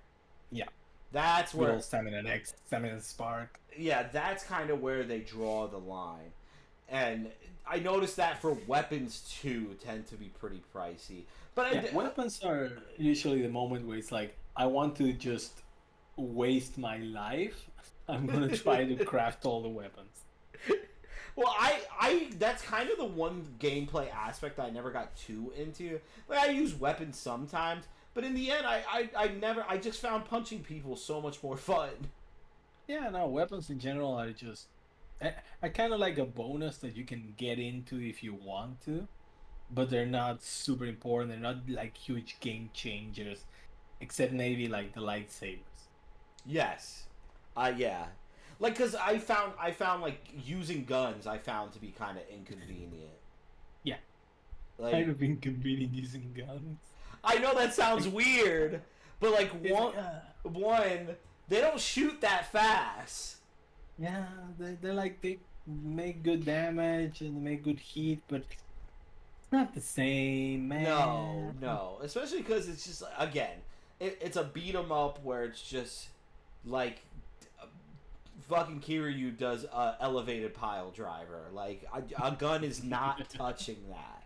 It's not coming close to how special that is, Yeah, especially with these characters and stuff like that. yeah. But But going back to what you mentioned about like spending time in Yokohama and all that stuff, that actually brings up what I think is like the third phase of getting into Yakuza for me, which was at first the city is a stage. The city exists because you need somewhere to beat people up or to have a story. Then once you get into the side stories, you start seeing the city as a place. It becomes like, oh, there's all these people going around and it's alive and there's more going in it than just plot and fighting. There's all these things. And then you get to a point where you've played like 4 or 5 games when you're just balls deep into it, and then the city becomes home. yes, Then you get to a point where you can tell where most of the shops are, even if you don't remember all the names of the streets, for example. You get to a point where someone says, oh, the guy will be waiting for you at the parking lot in Shichifuku Street East. And you think, I don't remember what Shichifuku is. But I do remember the parking lot with all the idle signs because I've been seeing that parking lot for the last 4 games. yep, Or someone will tell you, well, we're going to meet in the Champion District. Of course I know where the fucking Champion District is. Are you kidding me?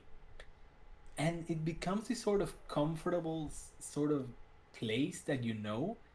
I think it's like going back to a neighborhood from your childhood where everything all the streets are the same. A lot of the places are the same, but every now and then something changes. And the fun of it is just going to those places and going, okay, what's new? Oh, look, the bowling alley is no longer here. Now it's like a gym or a VR place. Oh, that's weird. Oh, look, the old cafe is no longer here, but now they put in a chat room. Or, oh, well, all these kind of feelings of this is a place that is alive and that is also very comfortable to be in, to exist in. Not just going and doing story and getting into fights and grinding XP, but just being there feels strangely comfortable. It feels like home. I think to add to your point, because as you're saying this, I think there's one perfect representation of that. When you take Rikia to Camarocho, it does feel like, I get to show around this person, and there's almost like a sense of pride there.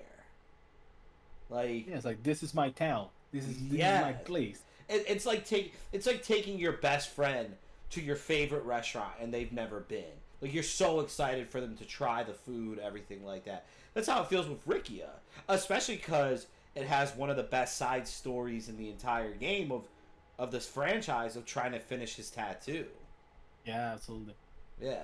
I was like, let's go to Kyushu number 1 star. It's like, yeah, I know that place. Yes, like especially once you have more of the characters, like, I mean, the bar, Serena's, Yeah, right? yeah, Serena, New Serena, just Yeah, across the side from Stardust in Tenkaichi Street. That's probably the first street that you're going to remember the name of. yeah. There's something comforting about all the game. Like, well, I don't think they do it in 6, but having all the games where before the final boss battle, you're in Serena's one last time. There is Yeah, something so comforting about that. And it does add to the feeling of, like, this is home. Like, this feels right. That's why, like, Yakuza 7, I love that you have that bar as your hangout. Because it yeah. is, like, this is really special. You Like, keep going back to it and keep going back to it, and you don't go back to it because you need to. Like it's not like, oh, I need to go back to the bar to rest or to advance the plot. It's let me go back to the bar for a second to chat with my party. I want 100%. to I want to go back there to just sing karaoke with Namba. Yeah. Just look at, So like, Yakuza 3 before you head over to, why am I banking on it? Uh, God, I was almost stationed there. Uh, God, oh, this is embarrassing. Uh, before you go to um, it's where the orphanage is. oh, Okinawa. Okinawa. Damn it. Um, I I should. love Okinawa because I've never been there, but I've been to a lot of coast cities in my country, Mhm. and they feel a lot like it. Like that kind of like indoors marketplace, a little street Yeah. that goes off the street, and there's all these little shops in an indoor market. And like, I have been in this place, even if I've never set foot in Japan. Yeah, it Like has. those coastal cities are all the same. Yeah, I mean, you're not wrong. But, yeah, I mean, you have a good point. And with going there, it's that sense of, like, when you say goodbye to all the characters in Kamurocho before you leave for Okinawa, you talk to the Stardust crew, you talk to the doctor one last time, you talk to Mama, stuff like that. Like, you feel a sense of, like, oh, I'm gonna miss my friend. Like, it's almost like the one time in the game where you don't want Kiryu to move on with the Yakuza lifestyle because it's like, oh, but I want these characters to be in his life, Yeah, even I want though to stick around. it makes me so conflicted because one segment I like to ask with this type of show is people's like ultimate like the moment, because I'm a big believer when you are a big fan of anything, there's a specific moment that does it for you. And for me, for Yakuza, there's a couple. Rikia's death, Jun Akiyama being saved by the money in his chest at the end of 4. But I think the number one for me is the end of Yakuza 4. Saijima's induction back into the clan. And Kiryu telling him, this clan is the only proof that we ever had to walk this earth. Something about that really touched me.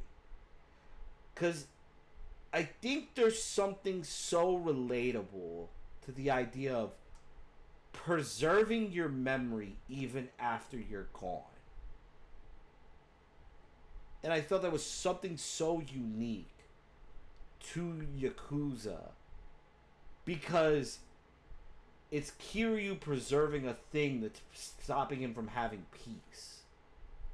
But he felt the need to... I just thought that was always so really interesting. And with that, what would you say is like the moment for you in the franchise?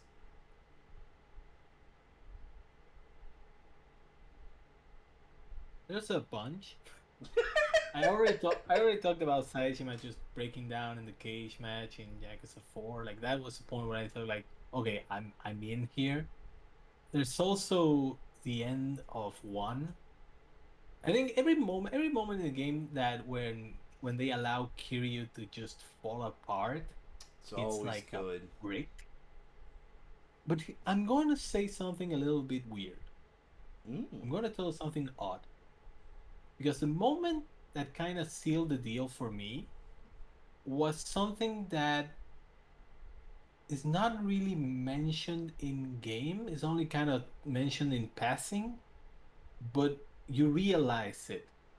And I realized that I actually had to be told. That's kind of my secret shame. But once I got it, I was like, oh, I'm hooked. And it's this. Where in the map of Kamurocho is Millennium Tower? Isn't it near the center? Right. It's the center of the city. Exact center of the city. Millennium Tower, the place where all the big things happen, all the huge stuff happens, all the final fights happen, right? That's Millennium Tower. Millennium Tower was not in Yakuza 0. What was in that place in Yakuza 0? I'm going to be honest, but I don't remember, but I think I'm starting to connect the dots. Think about it for 1 second and make a wild guess. It's the plot of land. It's the empty lot. Yeah. The one that they're all fighting for. The thing that is the entire plot of Yakuza 0 is the foundation of what will later be Millennium Tower. And that moment sort of clicked everything from me, because that's the moment when I realized, oh, Kamurocho is a place. It's a place that changes and evolves and grows, and things that are huge and important then just end up paved down and change with the times. Same thing happens with Kamurocho Hills, which used to be where Purgatory was, and then it became kind of a place. But Millennium Tower is just such a big example of that. And that's the moment that kind of sealed the deal for me, because I'm a huge believer in the passage of time in media. I don't like it when one thing stays the same forever, because it makes that thing feel dead inside. It makes it feel like it's not alive, like it's not growing, it's not changing. 100%. So it's like, I understand why it happens. I just think it kind of sucks. And when a series doesn't go for that, when a series goes, no, things change. And they change the way they change in real life, where it's not apocalyptic change. It's not like you woke up one day and your life is entirely different. It's you woke up one day and the ice cream shop that was in the corner of your street is now a barber's. And the same thing happens with Yakuza. There's a constant feeling of growth and change and subtle differences in the map and in the characters, where the core of it remains. The core of it is always there. But you can feel that change. And I think that's why you're always left wanting more, because you always know that you're gonna get the comfort of Camarocho. You're gonna get the comfort of the same streets, the same place, but you're also going to see new stuff. You're going to see different things. You're going to get different experiences in story, in characters, in mini games, in the city itself. And that makes Yakuza feel alive in a way that very few series of anything, not just games, but games, movies, comics, whatever, feel. Very few things that feel alive the way Yakuza feels. So that's kind of what made me a huge fan. Kind of what helped turn it into this kind of comfort food for me, where every now and then I just go, I need to spend 60 hours of my life running around Camarocho. Yeah, I mean, I totally agree because I think a big theme of the games is how much we take it for granted the time we have on this earth. Because first game, you immediately lose 10 years. Second game, you kind of get to see with Goda and the family he kind of lost because of the Jinwoo Mafia and all that stuff, and the sister he never got to know. It's kind of like that time got lost. Yakuza 3, Kiryu has to fight this malevolent force that's keeping him from spending time with his kids at the orphanage. Yakuza 5 with Haruku. Yakuza 6, I think, is the strongest example of it because constantly the game has characters telling Kiryu that his decision to go back to jail was not the right one and lost that time for no reason. Like, I think it's, like you said, because the game moves forward, it makes it feel more alive. And it's also a reminder of that how important that passage of time is. Not just storytelling, but just the life in general. Because so much can happen in a year. Back to Yakuza Kamui 1. It took less than a decade without Kiryu for Nishiki to lose his way. Yeah. Because it wasn't like the closer Kiryu got out of prison, he finally got that way. It's like only a couple months afterwards. Mm-hmm. And yeah, that's actually a really beautiful way of looking at the games. Because it does just move forward with everything. And we do get to see these characters in new lights. Like, Kiryu could arguably be one of the most developed video game characters of all time. Here's what I love about 6 in particular, which is that Kiryu is the kind of guy who always had that sort of philosophy, and every time he ends the story with, like, you gotta decide what you want to be for yourself, and you gotta be this and do that, and, sort of always have a kind of moralizing. But in 6, it has the added weight of experience. It's no longer coming from Mm-hmm. some dude who spent 10 years of his life in prison and is talking.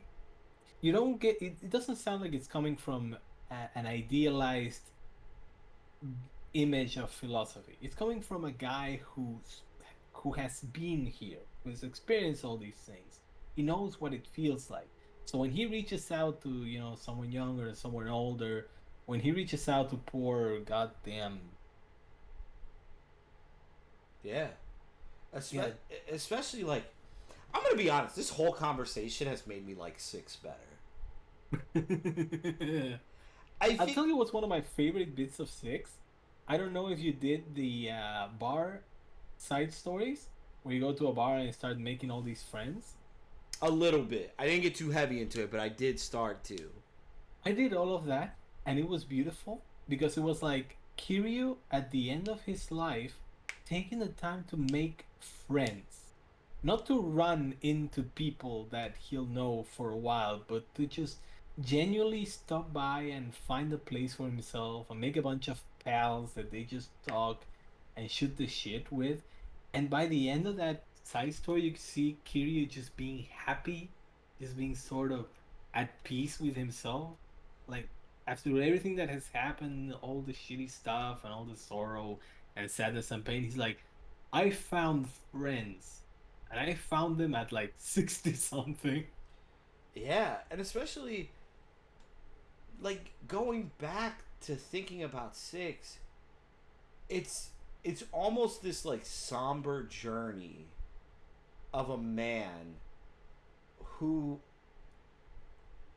there's almost something relieving about the ending and knowing it's the last Kiryu game, because like you said, we've gone on this journey with him and he's been through so much, and it's like you feel that weight finally come off. Like, I don't know how to explain it the best, but there's a moment where when Kiryu punches the dude that got Haruku pregnant,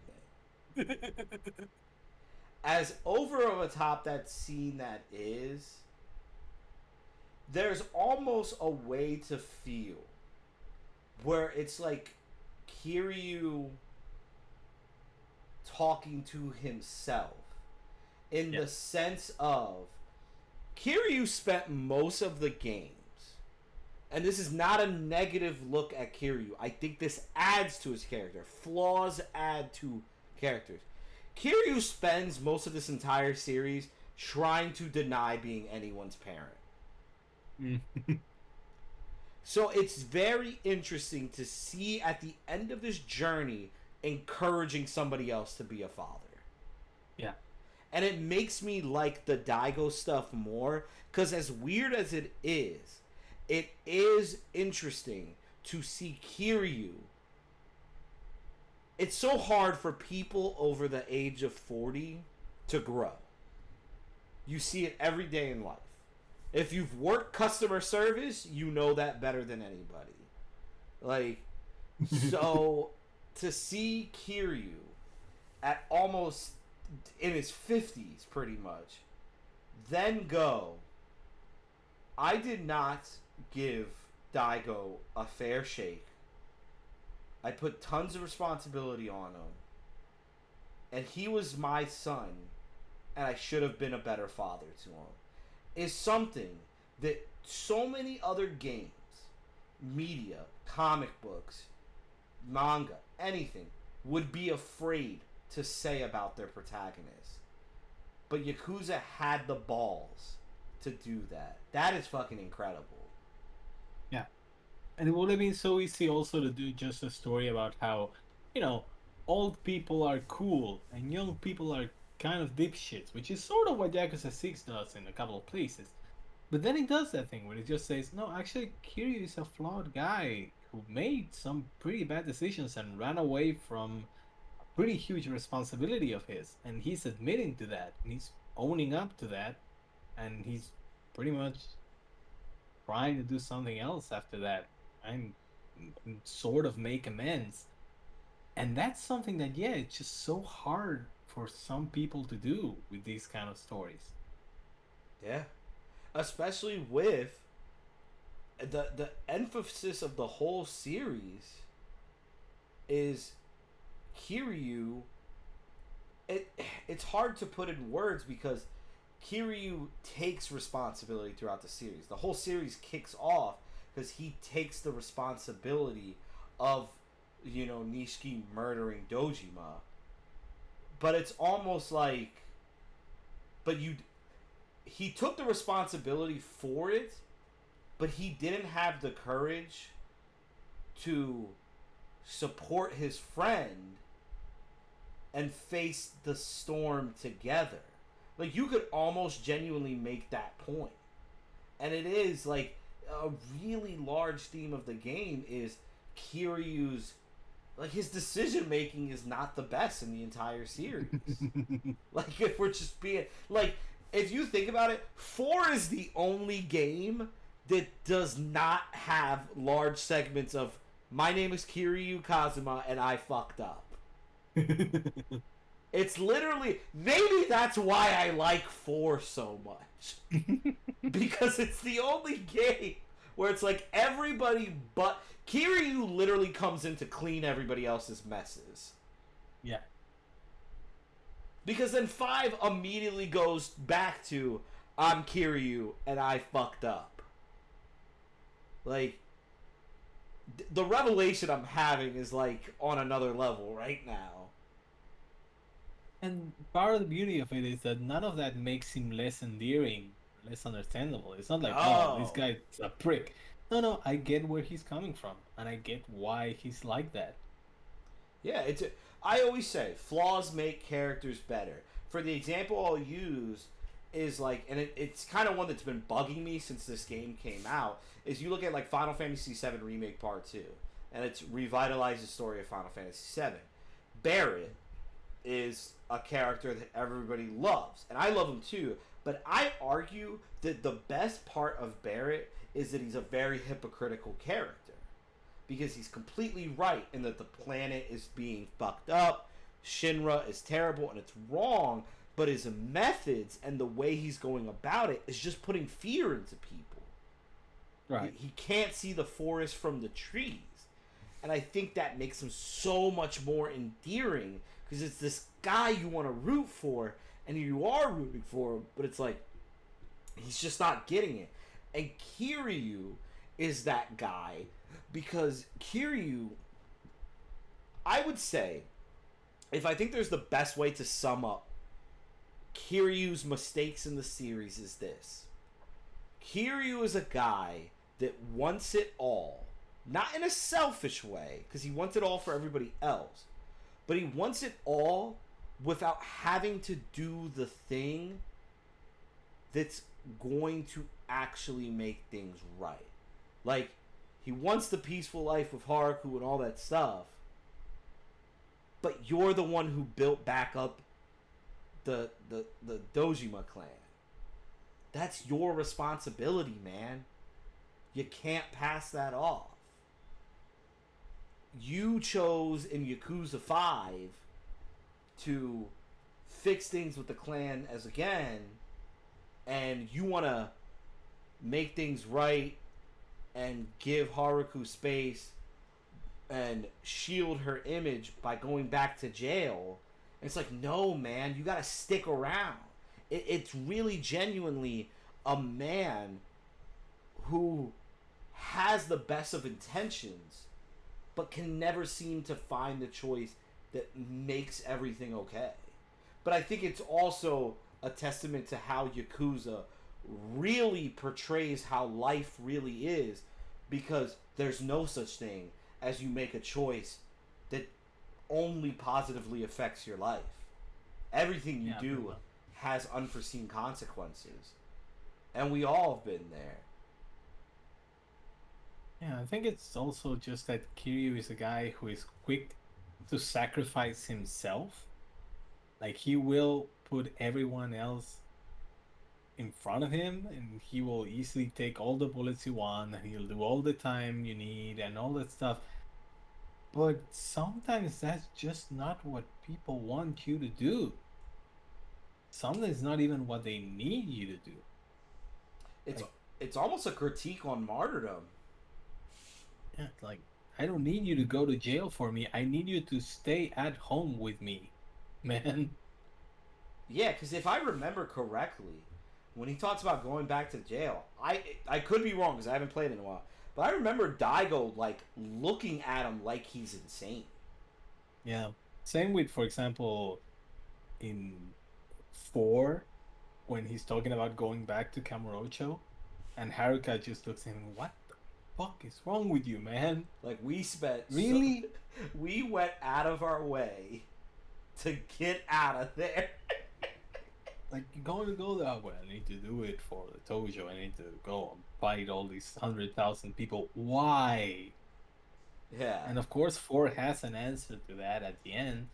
But you get that feeling of, like, you will drop everything to sacrifice yourself and fight anyone for the sake of a person. But the person you're with right now needs you too. I mean, it kind of makes the whole you don't play a Yakuza really even more genius to the story, because now you have like, it makes it where it's this guy who swears he wants to get away from this life, but he just keeps going back. Right, and I think also what works there is that every time he goes back, as much as he sometimes sort of complains a little about it, he always comes back of his own volition. Yes. He never does anything because the plot forces him to, except maybe six. You could probably argue six. But it's always a personal decision of his to say, I'm not going to let this happen. I'm going to go back there and I'm going to punch a few thousand guys and then come back. And that helps because it means Kiryu is never really a slave to the plot. Everything he does is very character based. Everything he does goes back to his characterization.